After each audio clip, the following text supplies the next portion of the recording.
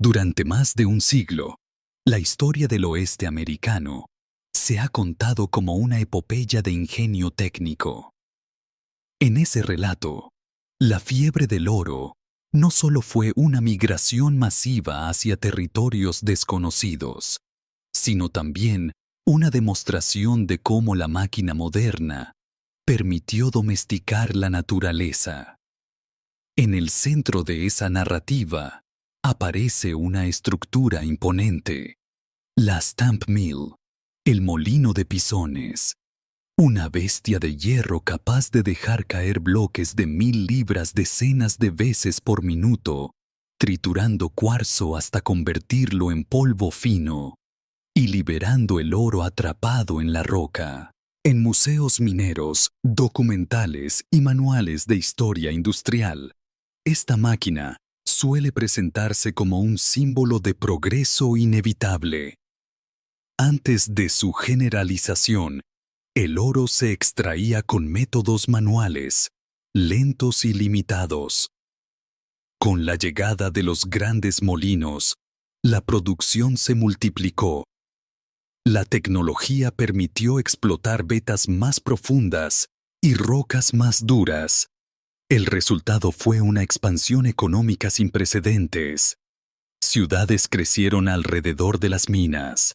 Bancos, ferrocarriles y empresas se financiaron con el metal extraído gracias a estos sistemas mecánicos. El molino de pisones aparece así como una solución técnica a un problema geológico. La roca era demasiado dura. La máquina la hizo manejable. El oro estaba disperso. La trituración masiva permitió concentrarlo. Desde esta perspectiva, el ruido ensordecedor de los martillos cayendo día y noche no es un detalle inquietante, sino el sonido del desarrollo. El estruendo constante se convierte en banda sonora de una nación que se industrializa. Incluso cuando se mencionan los riesgos, suelen aparecer como parte del contexto de una época más dura. Se habla de jornadas largas, de accidentes ocasionales, de condiciones difíciles propias del siglo XIX. Pero esos elementos rara vez ocupan el centro del encuadre. Lo central es la capacidad productiva, la eficiencia, la transformación de un territorio mineral en riqueza circulante. En esta versión ampliamente aceptada, la máquina no es moralmente ambigua. Es una herramienta. Amplifica la fuerza humana. Acelera procesos. Permite que recursos antes inaccesibles entren en el mercado. Si hubo costes, se presentan como inevitables en cualquier transición hacia la modernidad. Así se consolida una ecuación sencilla. Mecanización equivale a progreso. Más hierro, más vapor, más potencia, más crecimiento. Pero, ¿qué partes de esta historia nunca se consideran necesarias para contarla completa? Cuando se observa el molino de pisones más allá de su capacidad productiva, empiezan a aparecer tensiones que rara vez se integran en el relato principal. La máquina podía dejar caer 1000 libras de hierro 40 veces por minuto. Ese dato suele presentarse como prueba de potencia y eficiencia. Sin embargo, esa misma cifra implica otra realidad. Hombres trabajando a escasos centímetros de un sistema que no se detenía prácticamente nunca. Las crónicas mineras mencionan turnos de 12 horas, a veces más. El ruido constante no era un detalle menor. El impacto repetido del hierro contra el cuarzo generaba una vibración continua que atravesaba el suelo, las paredes y el cuerpo. Informes médicos de la época describen pérdida auditiva progresiva entre trabajadores de molinos. Sin embargo, este deterioro rara vez aparece en la narrativa del progreso. Se menciona como un inconveniente físico, no como una consecuencia estructural de un modelo productivo. El aumento de productividad tampoco se tradujo automáticamente en mejora de condiciones laborales. La mecanización permitió procesar mayores volúmenes de roca, pero también exigió ritmos más intensos. El suministro de mineral debía mantenerse constante para que la inversión en maquinaria resultara rentable. Eso implicaba que alguien tenía que alimentar los trituradores sin interrupción. La máquina no se adaptaba al cuerpo humano. Era el cuerpo el que debía adaptarse al ritmo de la máquina. Además del riesgo evidente de aplastamiento, estaban los sistemas auxiliares, engranajes expuestos, correas de transmisión tensadas al límite, calderas de vapor sometidas a presión continua. Los registros de inspección industrial muestran explosiones de calderas, amputaciones, atrapamientos. No eran sucesos extraordinarios, pero tampoco eran accidentes aislados. Formaban parte del entorno normal de trabajo. Otro aspecto que rara vez ocupa espacio en la historia simplificada es el uso de mercurio en los procesos de amalgamación. Tras triturar el cuarzo, el polvo se mezclaba con mercurio para capturar las partículas de oro. El metal pesado evaporado en las salas de retorta generaba vapores tóxicos. Documentos de la época describen síntomas neurológicos: temblores, pérdida de memoria, alteraciones del comportamiento. Sin embargo, estas consecuencias suelen aparecer como notas técnicas, no como elementos centrales del modelo extractivo. La propia geografía del oeste quedó marcada por estos procesos. Los residuos triturados, cargados de metales pesados, se vertían en cursos de agua cercanos. En ese momento, el impacto ambiental no era una categoría política consolidada, pero el hecho de que no se conceptualizara como problema ambiental no significa que no existiera. Aquí surge una primera rareza. Si la máquina era símbolo de progreso, ¿por qué su funcionamiento generaba una acumulación tan visible de riesgos físicos y químicos? ¿Por qué el relato dominante se concentra en la cantidad de oro extraído y apenas se detiene en la cantidad de cuerpos deteriorados en el proceso? También resulta llamativo cómo se describe la relación entre mecanización y empleo. En algunos textos se afirma que la introducción de grandes molinos estabilizó la industria minera. Sin embargo, la concentración de capital en maquinaria pesada desplazó a pequeños buscadores independientes. La producción se volvió más centralizada. La promesa de oportunidad individual coexistió con una estructura cada vez más corporativa. Nada de esto invalida la capacidad técnica del molino. La máquina cumplía su función. Pero empieza a dibujarse una pregunta incómoda. ¿Qué se consideraba coste aceptable y quién decidía ese umbral? Si el progreso tecnológico se mide por volumen producido y capital generado, muchas de estas cuestiones quedan fuera del cálculo. Pero si se amplía el encuadre, la historia deja de ser lineal. ¿Por qué estos aspectos casi nunca se discuten como parte esencial del relato industrial, sino como simples efectos colaterales inevitables? Cuando se revisan los relatos más difundidos sobre la mecanización minera en el oeste americano, se detecta un patrón recurrente: la tendencia a exagerar el carácter emancipador de la máquina y a minimizar sus fricciones reales. El molino de pisones aparece como un dispositivo que multiplicó la productividad y consolidó economías regionales. Lo que raramente se examina con el mismo detalle es el tipo de dependencia que generó. Una de las exageraciones más frecuentes consiste en presentar la mecanización como liberación del esfuerzo físico extremo. Es cierto que triturar cuarzo manualmente era una tarea agotadora. Sin embargo, sustituir el martillo individual por un sistema industrial no eliminó el esfuerzo humano. Lo reconfiguró. La alimentación constante de los trituradores, el transporte de toneladas de roca, el mantenimiento de engranajes y calderas requerían un volumen considerable de trabajo físico.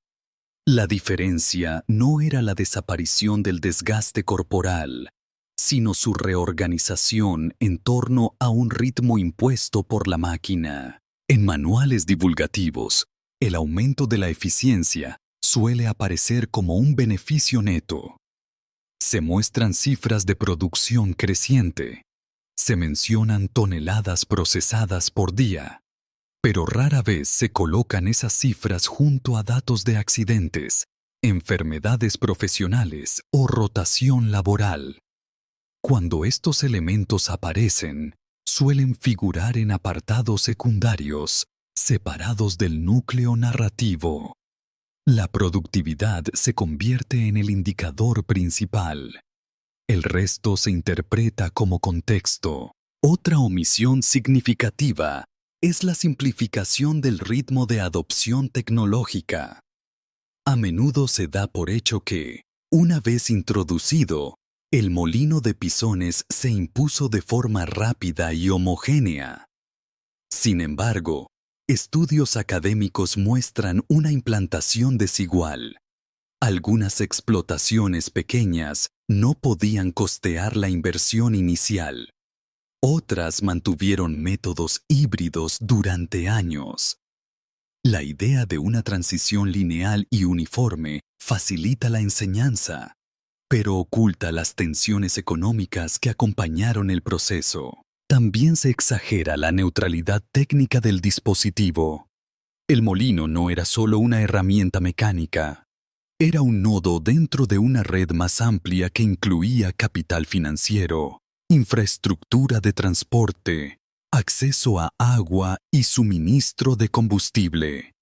Su funcionamiento dependía de decisiones empresariales concretas. Sin embargo, en la narrativa simplificada, la máquina aparece casi como una entidad autónoma que impulsa el desarrollo por sí misma. Si se comparan fuentes populares con registros contemporáneos, la distancia se hace más visible. Los informes de ingenieros describen con detalle fallos estructurales, desgaste prematuro de piezas, problemas de alineación, interrupciones por averías. En los relatos posteriores, esas dificultades técnicas se reducen a anécdotas superadas por el ingenio humano. El énfasis se desplaza hacia el resultado final. Más oro extraído. Lo mismo ocurre con el tratamiento de la toxicidad del mercurio. En textos divulgativos, suele mencionarse como parte del método de amalgamación. En investigaciones más específicas, aparecen debates tempranos sobre riesgos para la salud y pérdidas de material por evaporación. Es decir, no se trataba de un efecto desconocido. Había conciencia de sus consecuencias. Sin embargo, esa conciencia no alteró sustancialmente la narrativa posterior sobre la eficiencia del sistema. Existe además una tendencia a naturalizar la exposición al riesgo. Los accidentes se presentan como inevitables en cualquier entorno industrial del siglo XIX. Esa afirmación es parcialmente cierta, pero lo que rara vez se analiza es cómo se distribuyeron esos riesgos. No todos los actores del sistema estaban igualmente expuestos. Los propietarios e inversores no respiraban vapores en salas cerradas, ni alimentaban trituradoras en funcionamiento continuo. La máquina generaba beneficios concentrados y riesgos distribuidos de manera desigual. En algunos relatos Se sugiere que, con el tiempo, la mejora tecnológica redujo progresivamente los peligros. Sin embargo, la evidencia no siempre respalda una reducción lineal. En ciertos periodos, el aumento de escala implicó también ampliación de riesgos. Más vapor significaba más presión acumulada. Más producción requería más velocidad operativa. El perfeccionamiento técnico no eliminaba automáticamente la vulnerabilidad. Otra omisión frecuente es la relación entre mecanización y transformación social del territorio. La concentración de capital en grandes instalaciones industriales alteró la estructura comunitaria de las zonas mineras. Pequeños campamentos de buscadores fueron sustituidos por núcleos más jerarquizados. Las decisiones sobre producción dejaron de ser individuales y pasaron a depender de empresas organizadas. Sin embargo, la narrativa dominante tiende a mantener la imagen romántica del buscador independiente, incluso cuando la realidad industrial ya había modificado ese escenario. La simplificación cumple una función pedagógica. Facilita una línea argumental clara. Descubrimiento, invención, expansión, prosperidad. Pero al reducir la complejidad, también reordena prioridades. El molino se convierte en símbolo de ingenio humano frente a la dureza geológica. Las vidas que orbitan alrededor de esa máquina quedan subordinadas al logro productivo. No se trata de negar que el molino de Pisones transformó la minería. Lo hizo. Tampoco se trata de afirmar que todo el proceso fue exclusivamente destructivo. La cuestión es otra. Cuando se seleccionan ciertos datos y se relegan otros, se construye una imagen coherente que privilegia la eficiencia sobre la experiencia humana. La historia industrial, tal como se suele enseñar, presenta la máquina como protagonista principal.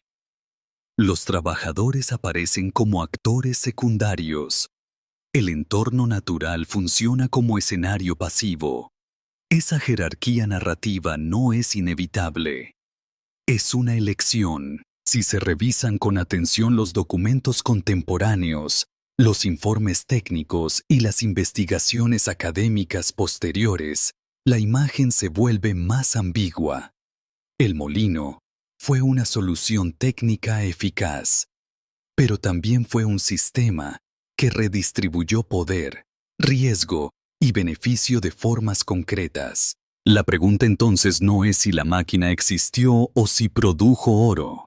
La pregunta es por qué el relato que ha prevalecido privilegia su potencia y minimiza sus fricciones. ¿Qué ganamos al contar la historia como una sucesión ordenada de mejoras técnicas? ¿Y qué dejamos fuera cuando aceptamos esa secuencia como descripción suficiente del pasado? Si la narrativa dominante presenta al molino de Pisones como símbolo casi inevitable del progreso, conviene preguntarse quién obtiene estabilidad y legitimidad de esa forma de contar el pasado. No se trata de buscar una conspiración organizada, sino de observar cómo ciertas versiones resultan funcionales para determinados intereses. En primer lugar, la historia del progreso tecnológico consolidó la posición económica de quienes financiaron la mecanización. La inversión en grandes molinos exigía capital considerable. Construcción de infraestructuras, adquisición de hierro, instalación de sistemas de vapor, transporte de maquinaria pesada a territorios remotos. Esa inversión solo tenía sentido si el aumento de producción generaba retornos sostenidos. Presentar la mecanización como avance natural reforzaba la percepción de que esas inversiones eran necesarias, racionales y beneficiosas para el conjunto de la sociedad. En segundo lugar, El Estado moderno encontró en la industrialización un argumento de legitimación. El crecimiento minero alimentó sistemas bancarios, redes ferroviarias y expansión territorial. Asociar tecnología con civilización facilitaba una narrativa de modernización nacional. El oeste dejaba de ser frontera inestable para convertirse en espacio productivo integrado en el mercado. La máquina no era solo herramienta económica, era emblema de orden y control. La ecuación implícita era sencilla. Más tecnología, más desarrollo. Más desarrollo, más estabilidad. En ese marco, las tensiones laborales o los efectos tóxicos aparecían como disfunciones transitorias dentro de un proceso mayor. Cuestionar la narrativa del progreso podía interpretarse como cuestionar la legitimidad misma del proyecto de modernización. También existía un beneficio simbólico. La industrialización se vinculó con la idea de superioridad cultural frente a formas de producción consideradas atrasadas. La máquina pesada se convirtió en señal visible de dominio técnico sobre la naturaleza. En ese contexto, enfatizar su potencia reforzaba una identidad colectiva basada en la capacidad de transformar el entorno. El relato lineal del progreso reduce la complejidad a una secuencia comprensible. Esa claridad narrativa resulta conveniente para sistemas educativos, museos y discursos políticos. Explicar la historia como acumulación de mejoras técnicas evita debates más incómodos sobre distribución de costes y beneficios. Si la máquina representa el avance general, cualquier crítica puede interpretarse como resistencia al desarrollo. Además, la concentración de capital en grandes instalaciones industriales generó nuevas élites empresariales. La narrativa del ingenio técnico y la innovación constante reforzó su legitimidad social. Los propietarios de molinos y minas podían presentarse como impulsores de prosperidad colectiva, incluso cuando los riesgos laborales recaían sobre trabajadores concretos. No es necesario suponer intenciones coordinadas para que esta narrativa se consolide. Basta con reconocer que ciertas historias son más compatibles con estructuras de poder existentes. Una versión que destaca la eficacia y minimiza los daños encaja mejor en un marco económico orientado al crecimiento continuo. También resulta menos conflictiva. Si el pasado industrial se interpreta como sacrificio necesario para alcanzar la modernidad, se diluye la posibilidad de evaluar alternativas históricas. La discusión se desplaza del terreno de las decisiones políticas al de la inevitabilidad técnica. La máquina aparece como respuesta lógica a una necesidad productiva, no como elección situada dentro de un conjunto de opciones posibles. En este punto surge otra pregunta. Cuando aceptamos que la mecanización fue un paso natural e incuestionable, ¿estamos analizando el pasado o reproduciendo una narrativa que facilita la continuidad de ciertos modelos económicos? La historia del molino de pisones no solo habla de hierro y vapor. También habla de cómo se articuló una visión del desarrollo en la que el aumento de producción justificaba riesgos acumulados. Y esa visión, presentada como neutral y objetiva, contribuyó a estabilizar jerarquías económicas y políticas. Si la máquina fue fundamental para financiar un territorio y consolidar instituciones, también fue útil como símbolo. Y los símbolos, cuando se integran en relatos oficiales, rara vez son inocentes. Si se abandona por un momento la narrativa resumida del progreso y se revisan documentos menos citados, la imagen se vuelve más concreta. Informes de inspectores estatales, registros médicos locales, correspondencia técnica entre ingenieros y propietarios, artículos en prensa regional especializada. Nada de esto estaba oculto, pero rara vez se integró de forma central en el relato general sobre la mecanización minera. Los informes laborales de finales del siglo XIX describen con detalle la frecuencia de lesiones en molinos de pisones. No se trataba solo de accidentes espectaculares. Aparecen menciones repetidas a fracturas por caída de material, atrapamientos en sistemas de transmisión y lesiones auditivas permanentes. En algunos estados, los primeros debates sobre legislación de seguridad industrial surgieron precisamente en sectores donde la maquinaria pesada operaba sin resguardos adecuados. Los documentos técnicos también muestran que la toxicidad del mercurio no era desconocida. Ingenieros y químicos discutían pérdidas de metal por evaporación y contaminación de los residuos.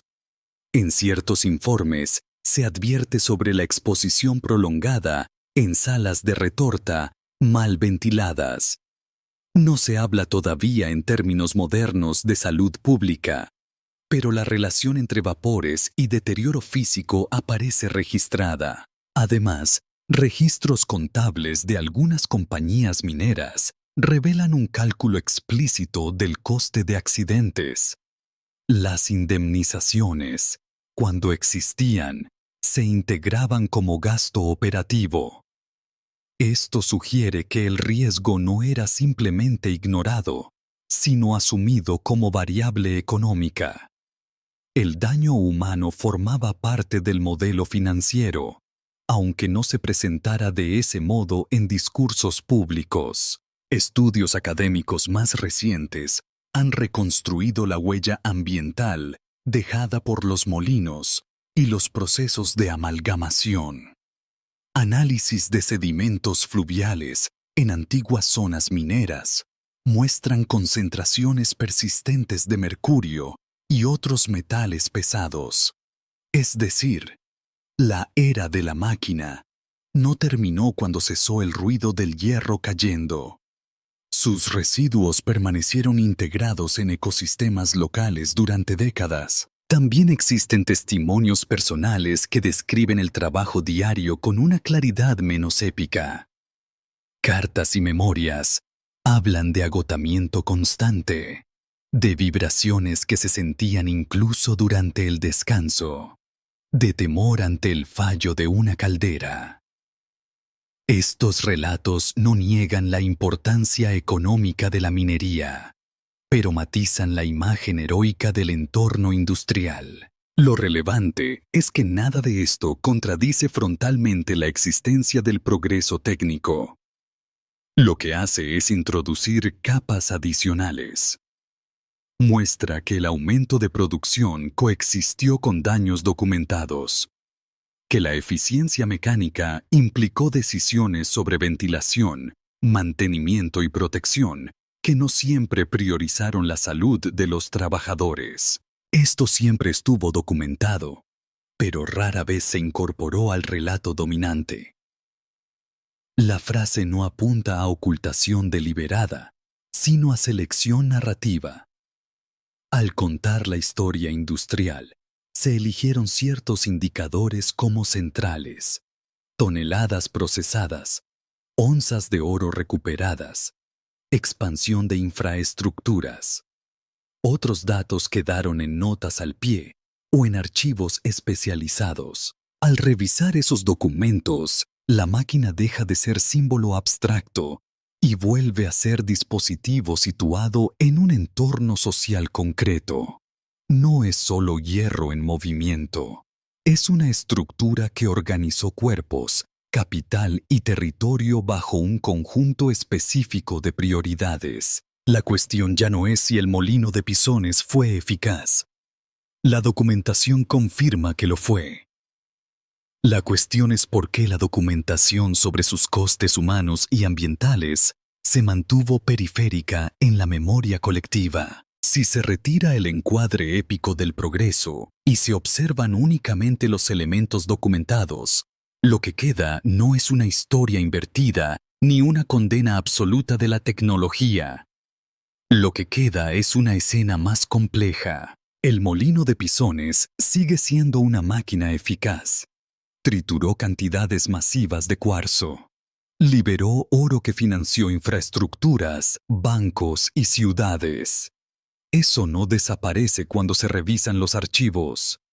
Pero junto a esa eficacia, aparece una acumulación de riesgos normalizados, de cuerpos expuestos, de residuos que no se integraron en la ecuación oficial del desarrollo. Al eliminar la narrativa lineal, se vuelve evidente que la mecanización no fue simplemente una consecuencia natural de la necesidad técnica. Fue una elección situada dentro de un contexto económico específico. Hubo decisiones sobre cuánto invertir en protección, cuánto aceptar como pérdida humana, cuánto considerar externalidad ambiental. Esas decisiones no eran inevitables, eran parte del marco de prioridades del momento. También se diluye la idea de que la historia industrial avanzó de forma ordenada y coherente hacia mejores condiciones. Lo que aparece es una sucesión de ajustes, tensiones y equilibrios inestables entre productividad y seguridad, entre rentabilidad y salud. En algunos casos, hubo mejoras. En otros, el aumento de escala amplificó problemas existentes. Sin el relato simplificado, la máquina deja de ser protagonista moral y se convierte en pieza de un sistema más amplio. Un sistema donde capital, Estado y trabajo interactuaron bajo presiones concretas. La tecnología no guiaba el proceso por sí sola. Respondía a incentivos, expectativas y estructuras de poder. Lo que permanece es una pregunta metodológica. Si durante décadas aceptamos una versión de la historia industrial centrada casi exclusivamente en la eficiencia técnica, ¿qué criterios usamos para definir progreso? ¿Qué indicadores quedaron fuera de la medición? ¿Qué experiencias no se consideraron relevantes para el balance final? No se trata de reemplazar una narrativa optimista por otra catastrófica. Se trata de reconocer que el encuadre influye en lo que vemos. Cuando el foco está puesto en la producción de oro, el ruido constante del molino parece signo de prosperidad. Cuando el foco se desplaza hacia quienes trabajaban a su lado, el mismo ruido adquiere otro significado. Al final, lo que queda no es una verdad definitiva sobre la máquina, sino una conciencia más atenta de cómo se construyen las historias del progreso. La tecnología no es neutral en su impacto social, pero tampoco es un agente autónomo. Es el resultado de decisiones, prioridades y límites aceptados. Si durante tanto tiempo aceptamos una historia de la tecnología tan ordenada y funcional, ¿qué otras historias del pasado seguimos repitiendo porque resultan cómodas de creer?